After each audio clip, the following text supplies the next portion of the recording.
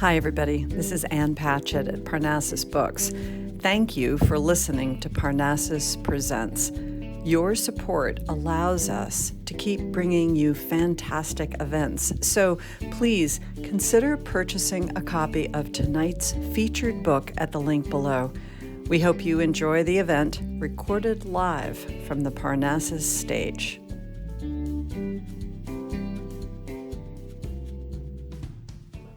It is great to see all of you out here. I'm Elise Adler, the Director of Events, and it's just absolutely my pleasure to say thanks for coming and welcome to Parnassus Books, and turn off your phones and get ready for a fabulous evening.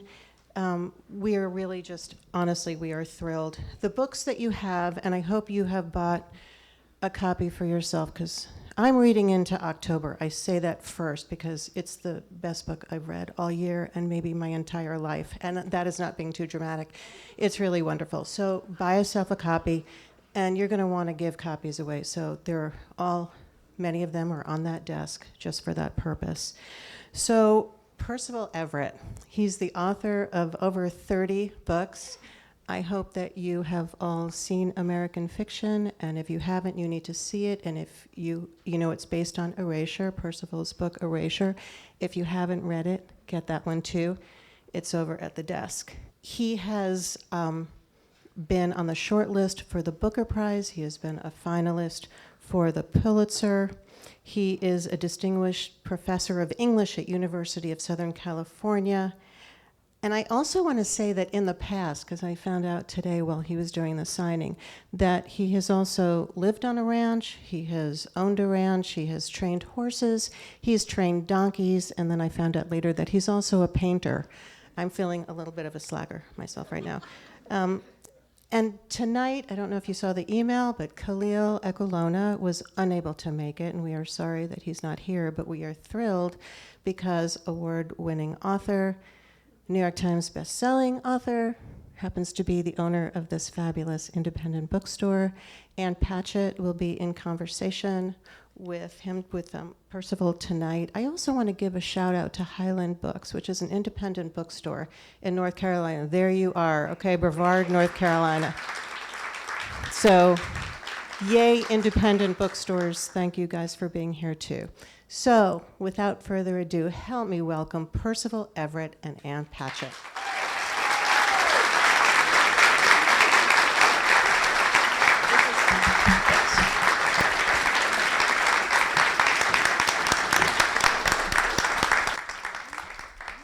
Here we go. Oh, hi, everybody. All right, before we start, I have a PSA, which is Lori Moore just won the National Book Critics Circle Award for this unbelievable book that I love so much. And Lori kept telling me, "You're out of your mind. Why do you love that book? What is wrong with you?" This is such a great book, and it's just a really wonderful, well-deserved award. And hometown girl, we love you, and we are so proud of you. So, hooray.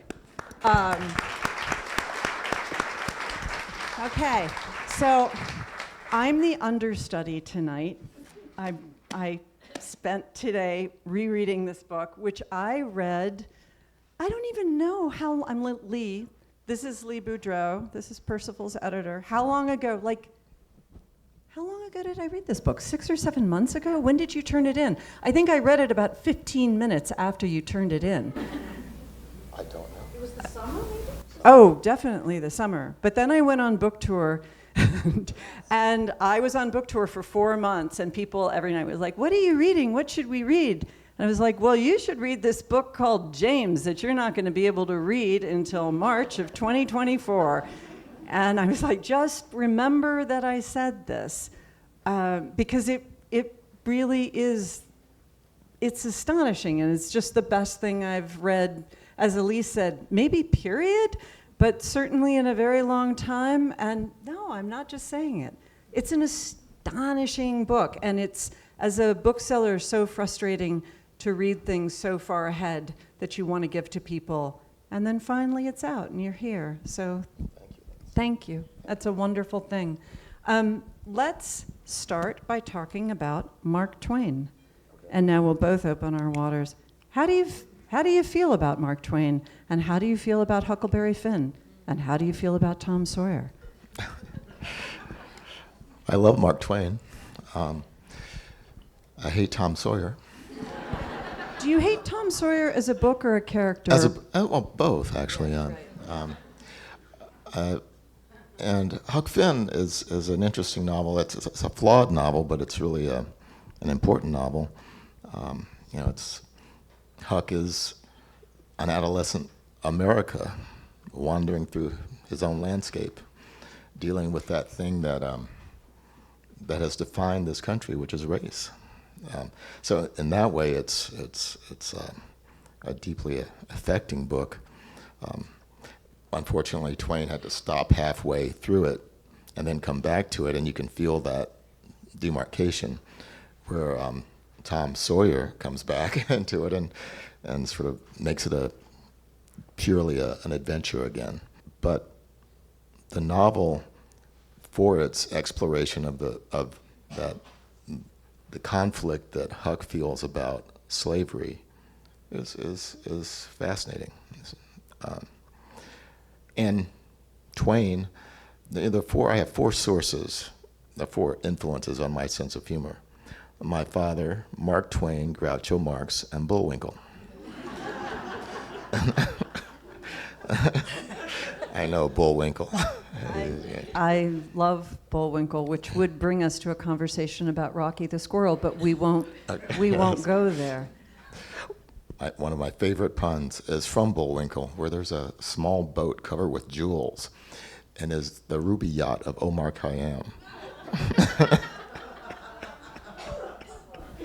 That's awfully good, Bullwinkle. It is. Okay, now, just to back up a second. I didn't know that Twain stopped in the middle of Huck Finn. See, if I was Yes. really interviewing you for real, I would have reread Huck Finn, which I don't think I've read since graduate school. Mm-hmm. When did you read it for the first time?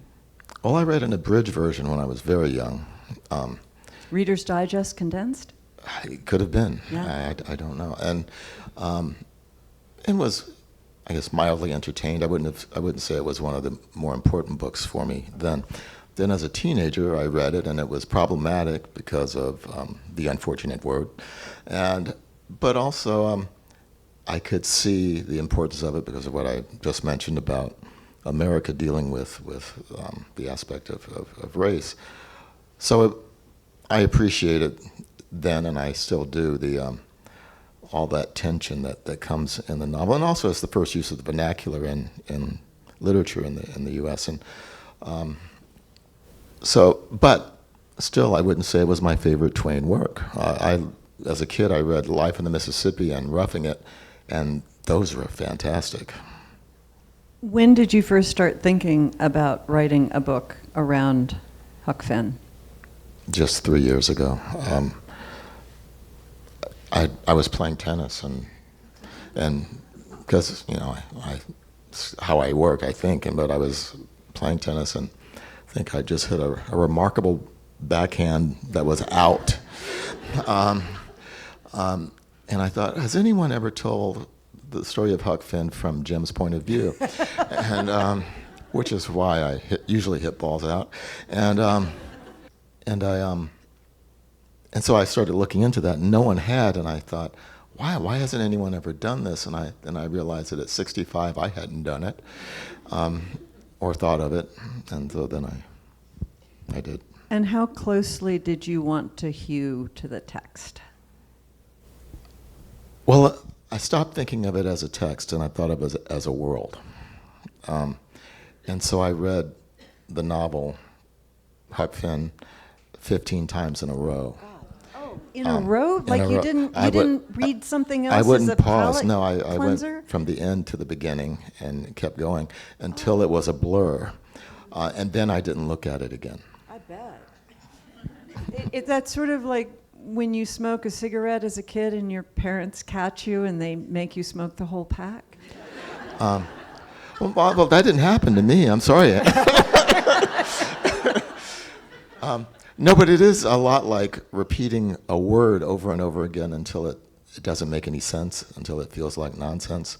And that's what I was going for, was I was trying to make it nonsense so I wouldn't, in my mind, refer to the text and so just repeat it. Because you really do obviously go off in a lot of different ways. And boy, this is something that I can't talk about because I haven't read the book in 40 years. Mm-hmm. But you make a lot of different choices for Jim James. Well, yeah, part of it is that Jim and Huck aren't together for the entire novel of Huck Finn.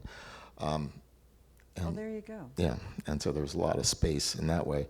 But also they're observing the same things from different ages and different vantage points. And so that makes it different. But some of the peripheral characters and many of them and the circumstances remain the same. But I never went back to the novel to see if I was getting anything right. Just curious, did you read Demon Copperhead? Yes. What did you think? I think it's great. Yeah. Yeah. I loved it.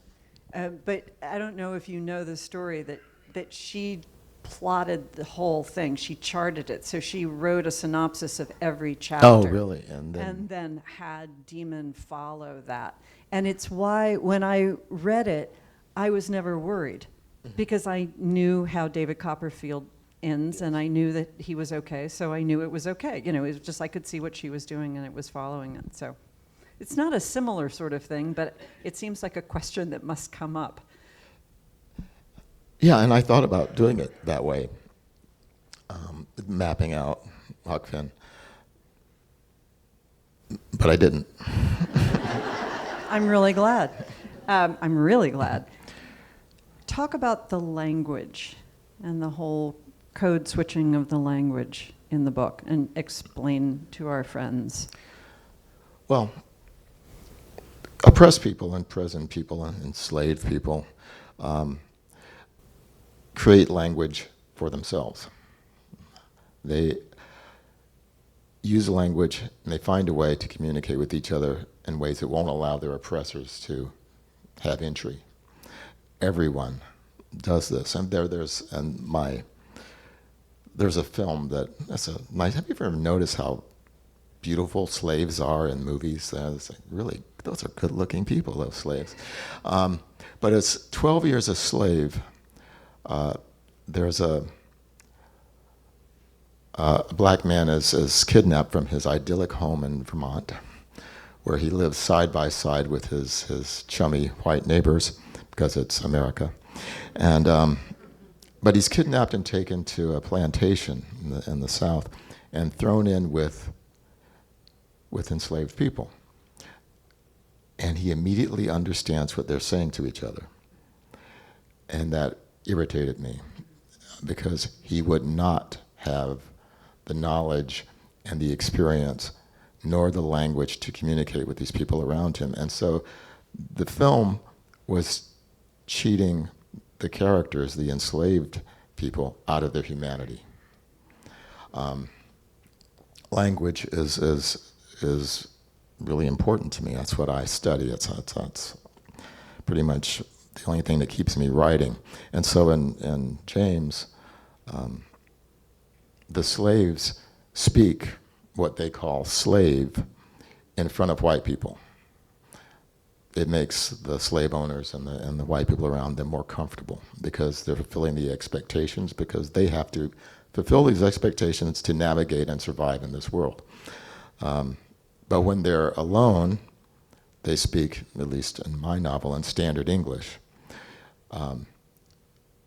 They speak an English that if their slave owners heard them would terrify them.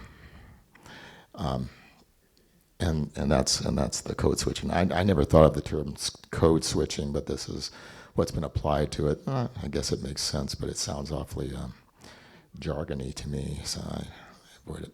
That's what we're here for. Yeah, jargon. There you go. All right, I've got one great, insightful thing to say, All and right. now it's going to be downhill from here. Erasure and American fiction does the same thing. I tend to repeat myself. So Don't we all? But Is that something thematically that you're like, yeah, I'm linking this? Not conscious, but certainly there are repeating themes in my work, and There are repeating themes in everybody. oh, that's true. And I'll back up. The most interesting thing to me about language is so rudimentary that one can't even write about it, and that is that I can utter these phonemes, these sounds, and put them together in a way, or make marks on a page that really are, just ink or graphite, and that you can look at that or hear me and make sense of it. But more importantly, you can make a different sense than I mean. And I love that. That's what's really thrilling about what we do. I don't think, as much as I love dogs, and I do think they communicate, I don't think that when one dog is barking, the other one gets it wrong. But people do. I often think that people become writers because they long to be understood, but there's nothing that makes you feel more misunderstood than being a writer. Yeah, oh, that's right. Except I also think that we tend to write because we like being misunderstood. Oh, wow. Yeah. I'm going to be up late tonight thinking about that. Well, don't misunderstand me. It is really a mystery how you get so much done. You've written a lot of books. And Sorry. No, I know. It's not about me. But you teach, and there are the horses, and you paint, and I watch the CBS Sunday Morning. You're tying your own flies. How? Is it Red Bull? Is there something that we can buy? Well, drugs are important. Well, I'm no longer with the horses, and because I decided to stop training horses and be trained by children. How old are your children? 15 and 17. Wow, okay. And I don't know. You just do stuff. That's really helpful. Thank you. Well, that's what I tell my kids too, and I'm really helpful. I don't feel stress as part of it. I don't have a schedule to write by. If someone says, let's go to a movie, I always go to a movie. If I work tomorrow and write 2 sentences, that's 2 sentences I didn't have. If I write 20 pages, well, that's great, but work will happen. How is it being married to a writer? And a really good writer, too. Yeah, well, I didn't follow the advice I give my students, which is marry money. She doesn't have any money? She's a writer. No, it's great. We understand what the other. We work completely differently, which is fine, and there's no competition at all. So it's very comfortable, and I understand what she's in when she's in her head, and she can live with me because I'm always in my head, and it's not a good neighborhood. But mostly we're chasing a 15 and 17-year-old around. So when I read Colored Television, which is Danzy's new novel, which I am now going to be talking about that book all the time until it comes out in September, I loved that book. I loved it while I was reading it, but it's one of those books that the farther away I get from it, the more I'm thinking about it, and it's so well made. But I found myself, when I was watching the CBS Sunday Morning clip this morning, like worrying a little bit about you being a painter. If You Follow Me? Oh, because her character, yes. Yeah, the husband. Yeah. Well, that's one of the ways we work differently. If something happens in our kitchen, I'm pretty sure it's going to show up in a book. Nothing shows up in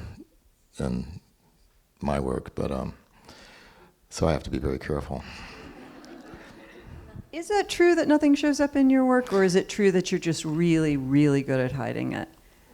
Probably both. I mean, we only have our experience to draw from, so there's that. But I tend not to try to transmute experience, actual events, into my world. Does teaching help your writing, or does it make it harder? Or what does teaching do for your writing? Well, I get paid to hang around with smart young people. That's great. And they remind me why I ever started to do this. Much of what I read is, well, shit. But they're trying, and that's exciting. And they have great ideas, and they think, and they'll want to do things they can't do yet. That's remarkable. Are they undergraduates or graduates? Both. Both. I prefer teaching undergraduates because they're a lot more adventurous. Right. Right. And though I love my graduate students, they're desperate, and scared, and they think there's a right way to do something, and I tell them I'm there to disabuse them of this notion. And do you think being a graduate student in writing in Los Angeles is harder? Does it have a whole other layer of film and everything on it, or is it just like you might as well be in Vermont? I don't think they think about film too much when they're pretty literary. That's nice. Yeah. I worry sometimes that everybody's trying to get a job at Netflix, but no.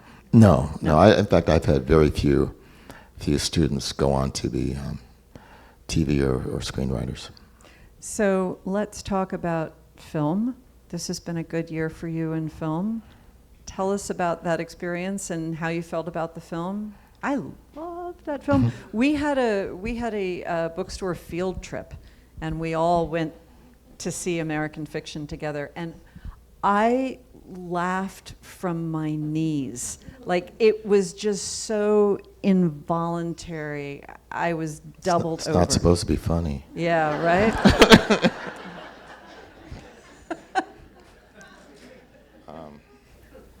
Yeah, I liked it a lot. I didn't have anything to do with making the movie. I mean, realize it's my novel, but Cord Jefferson showed up at my door and said he would like to try to develop this into a film, but he had no money. And for some reason, I didn't slam the door in his face. I liked him, and I said, well, why don't you just take the option for a while? And he did, and he wrote the screenplay, and he did raise some money, and he read it in 2020 and had a film in 2023. That's remarkable. That's unbelievable. So he's pretty remarkable. He's extremely handsome, and I hate him. Though not as handsome as the movie stars in the actual movie. He's pretty good looking, but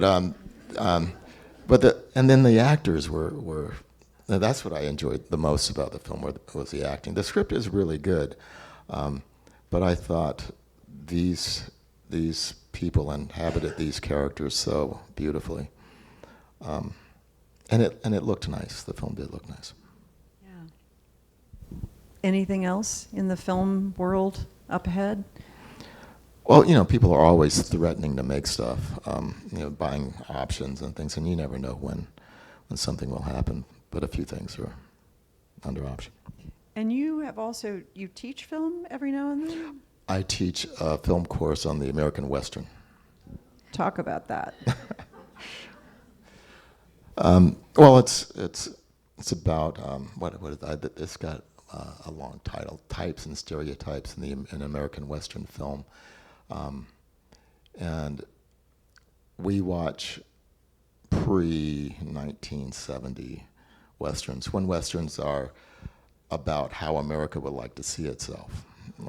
And after that, Westerns become about Westerns. And so and a lot of Westerns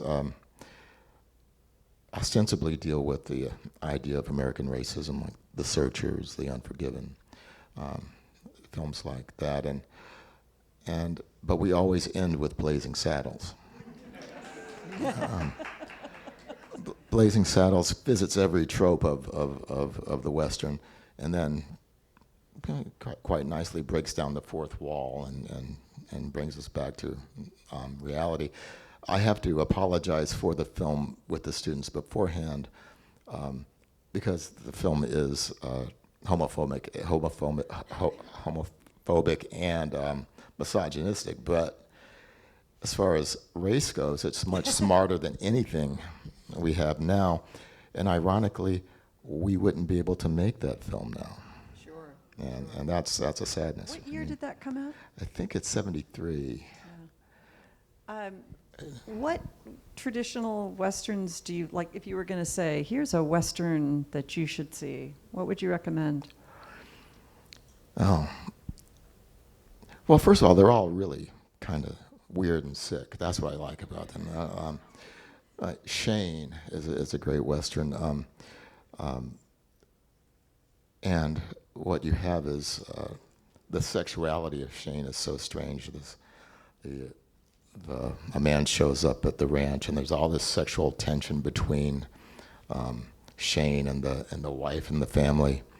But the father and Shane are really close, and at the end, the little boy is screaming out to Shane, who's riding into the mountains away, wounded, "Come back, mother wants you."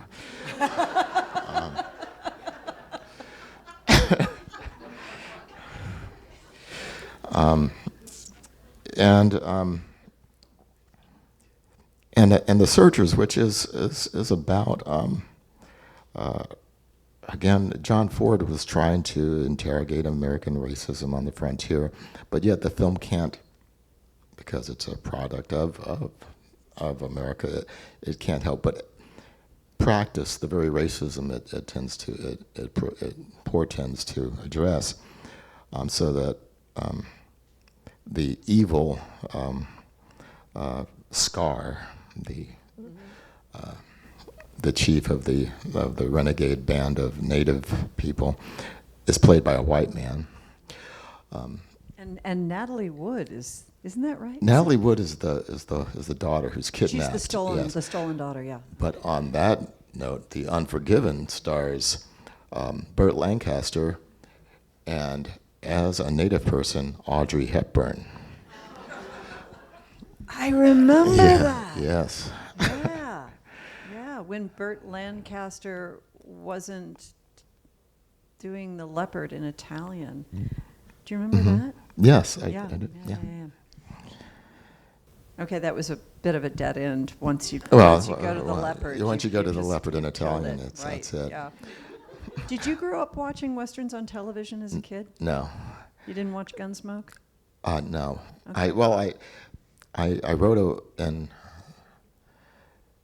the early 90s, I wrote a novel called God's Country, which is a parody of the Western. But in order to write it, I read 150 Westerns and watched as many films, because I didn't really know the form. And this is why I teach this course. After that, Might as well. And I wrote the novel. I was invited. Here's a good TV story. I was invited to the Cowboy Symposium at the Buffalo Bill Cody Museum Historical Center in Cody, Wyoming, and it was about black cowboys, particularly, and someone from some morning program. And I don't remember what it was. This woman called me and she wanted to interview me there about black cowboys. I said, well, I would be happy to talk to you, but I don't know a lot about that subject. And the person you should talk to is a friend of mine named Todd Gunther, who's done lots of research and actually has written a book on it. So she said, thank you, and she hung up. This is back when phones had wires and came out of the wall. This will come in a second. And she called me back and said, well, I'd much rather talk to you. And I realized which way the wind was blowing. Todd is white, and she wanted, this was television. And I said, okay, well, if you read his book, and I named another book, then maybe we'll have something to talk about. And this woman said to me, a writer, she said, I don't do paper. And then I slammed the phone down and never talked to her again. Did you really? Yes. Did you hang up on it? Wow. Wow. That's such a laugh. Yes. Yeah. Thank you, and thank all of you, and you will remember this, and fabulous. Thank you. You are so good at this. Thank you. I do it a lot.